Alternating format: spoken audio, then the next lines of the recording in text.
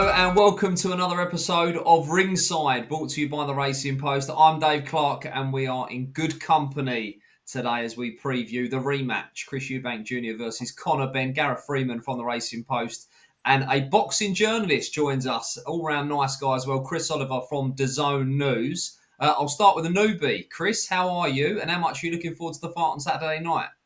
Yeah, I'm good, thanks, Dave. Yeah, look, a big fight week, you can't beat them, can you? We're looking forward to this Saturday. If it's half as good as the first one, we're in for a treat, aren't we?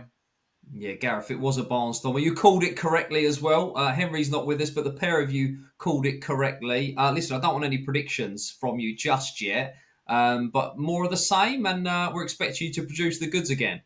Yeah, I hope they pick up where they left off because, like Chris said, that was an absolute classic, wasn't it? A lot better than I expected, to be honest. And yeah, hope they go again.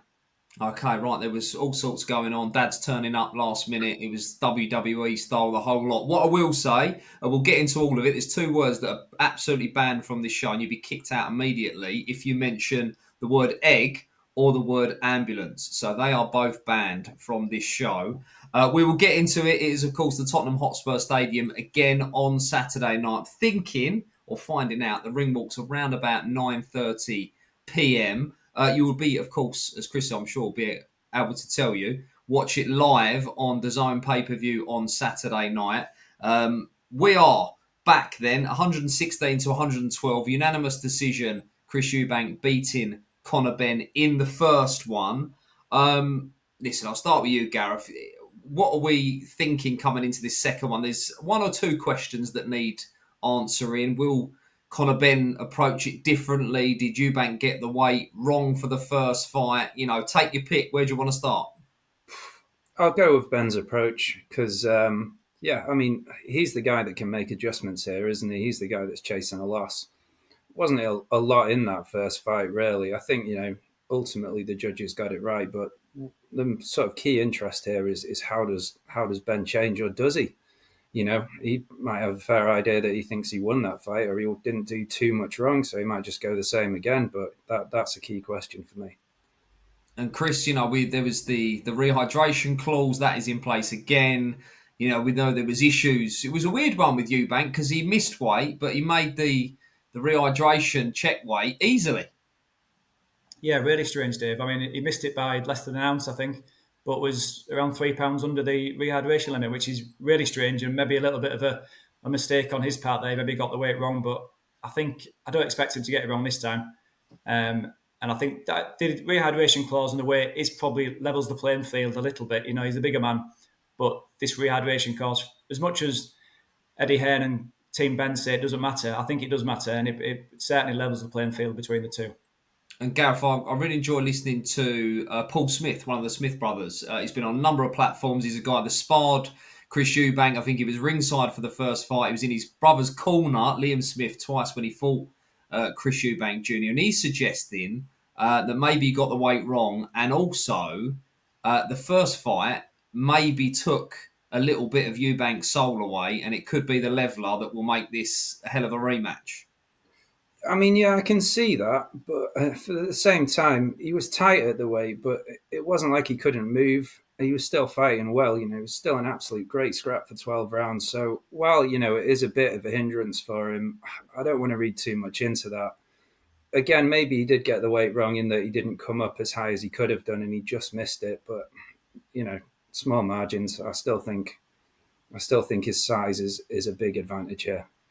And Chris, we're just going to be hoping that this is round 13, right? Because it caught a light. Benn, by his own admission, came out swinging, trying to inflict pain rather than box. The fight just, I know Eubank probably got a little bit stronger towards the back end, but that final round, both of them were hurt during the fight. It was an absolute cracker.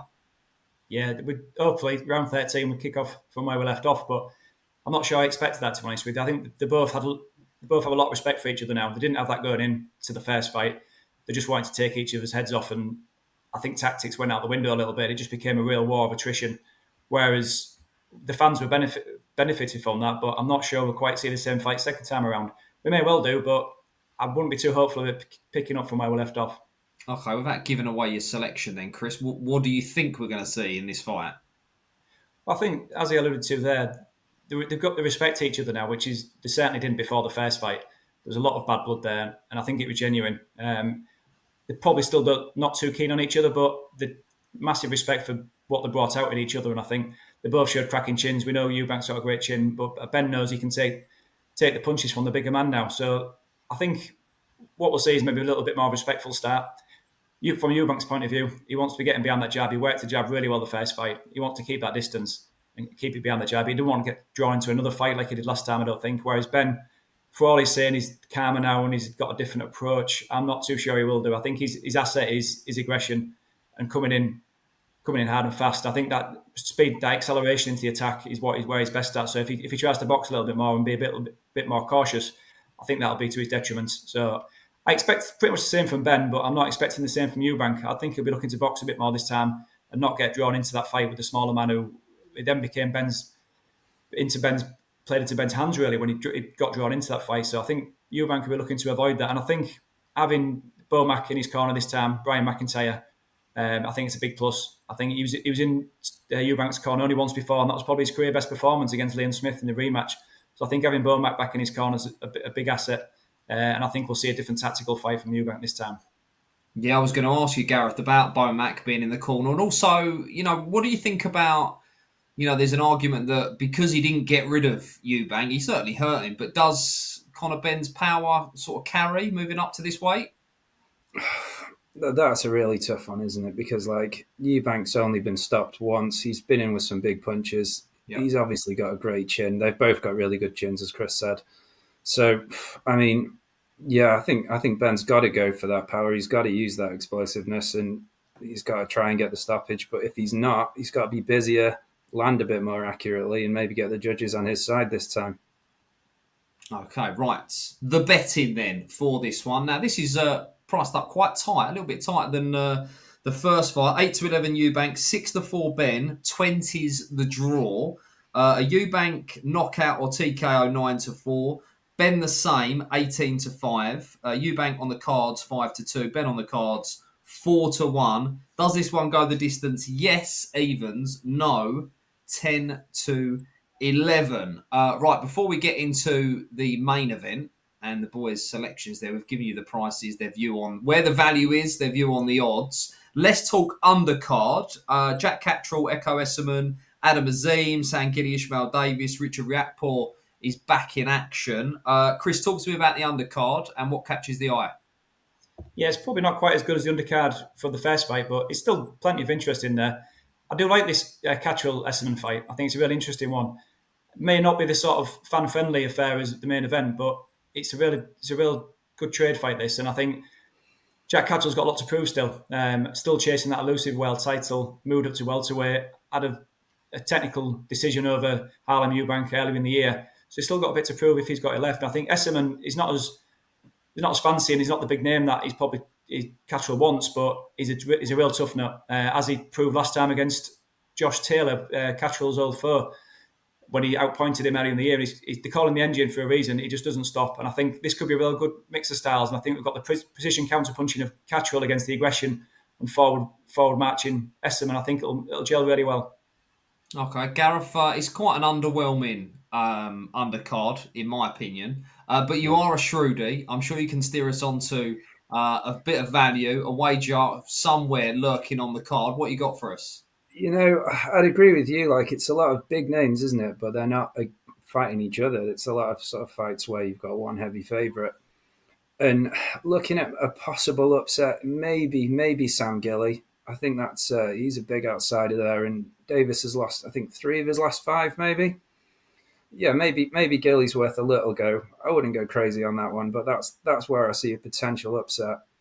And also the Riakporhe fight, I think the rounds line is over 4.5 rounds. That looks okay. That looks about right, doesn't it? Riakporhe's a big puncher, sorry. Guy's fighting's unbeaten. Hasn't actually gone beyond 6 rounds though so far, but he's got that unbeaten record. Maybe he's got a good chin as well, and 4.5 rounds isn't that many if they take a few to feel each other out. Okay, Gareth, listen, if you want to keep your powder dry for the main event, I respect that, as long as you've got a strong view on that we can follow in. Chris, I didn't ask you if there was anything that caught the eye. You went through the card for us, but any best bets on the undercard? I'm very tempted by Eckermann to win by decision at 3-1, but I think it'll be a lot tighter than what the odds suggest. But whether I can actually part with cash on that, given that Catchall's the better boxer, more experienced, he may well be slightly on the downward spiral now, but I think he may just have enough just to eke out a really close decision. So as tempted as I am by Eckermann by decision, I maybe want a little bit bigger than 3-1. As for the Adam Azim Scobie fight on the undercard, I think with it being a 10 rounder, it takes away the round group betting a little bit. There's no one's priced up 1-5 or rounds 6-10 at the moment. So we're looking at, I think there's possibly 9-2 for rounds 5-6. Adam Azim to win in rounds 5-6. That could be, if someone wants a little bit of interest in that fight. But I'd maybe wait until we see the round group betting. If you can get something like that for round 6-10, he's a bit more patient now, Adam Azim. He's not quite as gung-ho as he used to be. His performance against Sergio Lipinets last time really proved that as he broke him down gradually, stopped him in the 9th round. That was an impressive performance.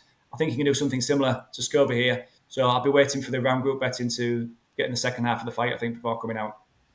I like it. Right, before we get into the main event, you're, of course, here on the Racing Post YouTube channel. Do get involved with us. Like, comment and subscribe. If you like your sports betting, every Tuesday I pop up with the mercurial Steve Palmer with the sweet spot for your golf betting tips. And every Thursday, not this week, international break, but every Thursday, Mark Langdon, the ultra football shrewdie, joins Warren Ashurst for the assist to give you a steer on all the football action over the weekend. So do get involved if you're looking forward to the undercard. If you're not, if you're looking forward to the rematch, if you're not, we want to hear from you and how will it unfold? You know, where are you spending your money? Do you go with odds on Eubank or listen, we might see a trilogy, who knows? Can Benn get the job done? Jump in the comments, let us know. Right then, gentlemen, it is time to tackle the main event on Saturday night. It's Chris Eubank Jr. versus Conor Benn 2. The rematch, Tottenham Hotspur Stadium, live on DAZN pay-per-view. Gareth Freeman from the Racing Post joins us. You have the floor. Gareth, what are we off to for the best bet for the main event? You know what? I fancy Eubank again. I really do think he'll back up that win in the first one and maybe even do it a bit better this time because he's got a measure of what to expect from Benn. Like when he fought Liam Smith, he was a lot better in the rematch. He's got Brian McIntyre back in his corner. I just think he'll work him out this time, and I'm going to go for the stoppage for Eubank. Okay, right. Boxing journalist Chris Oliver from DAZN News joins us as well. Will it be 2 votes for Eubank? Chris, where are we going? Yeah, I'm going to go with Eubank again, Dave, but I'm going to go by decision, I think, this time. It's 5-2, I think it's a very fair price. Look, there's potential improvement in Conor Benn. You know, he showed a great chin last time. He knows he can take the power. It was his first fight in nearly 14 months, so you'd hope he'd come on for that. And a bit more time at the weight, maybe, as a smaller, he might have grown into that weight a little bit. So I do think we could see an improved performance from him, potentially, but I think we'll see an improved performance from Chris Eubank as well. He didn't fight to his strengths in that first fight, I don't think. I think he'll stick to the tactics this time with Bomac back in his corner. And people are easily forgetting that, although it was competitive last time, there was no doubt about the winner. It was 8-4 on all 3 judges' scorecards, and there was no complaints from Team Benn or anything like that.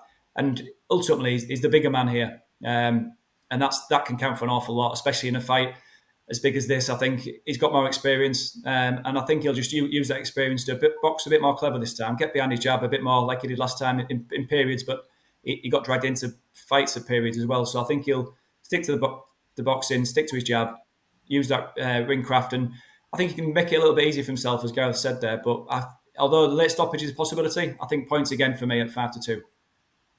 Well, there you go. The 2 shrewdies have spoken. As much as I agree with Chris, I do hope they're going to just stand in the middle of the ring and just have it and just trade off. Digged out some punch stats from the first fight. Eubank landed 367, Benn only 215. So quite right when Chris is saying there's no argument against the first decision there. Do get involved with us here on the Racing Post Ringside. Let us know your views. Perhaps you see it differently to the lads. But we thank you both for your time and expertise.